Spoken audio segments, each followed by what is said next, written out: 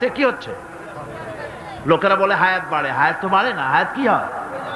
জন্মের পরের থেকে আমার জন্য রিজার্ভ আছে যতটুকুন, 50 বছর বাঁচবো, 60 বছর বাঁচবো, যতটুকুন হায়াত আমার জন্য নির্ধারিত করা আছে, নির্ধারণ করা আছে, প্রতিদিন একদিন একদিন করে কমে যেতেছে।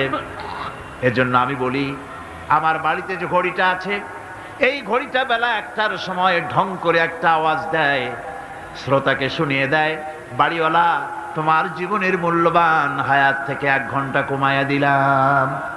2টার সময় 2টা ঘন্টা লাগায় শোনায় দিল, বান্দারে তোমার জীবনের মূল্যবান সময় থেকে 2টি ঘন্টা কমে গেল।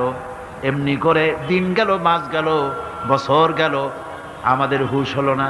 সময় চলে গেল তাস খেলে খেলে, সময় চলে গেল আমাদের খেলাধুলা করে, শয়তানি বদমাশি করে। সময় কতটুকুন পেলাম? কিয়ামতের দিন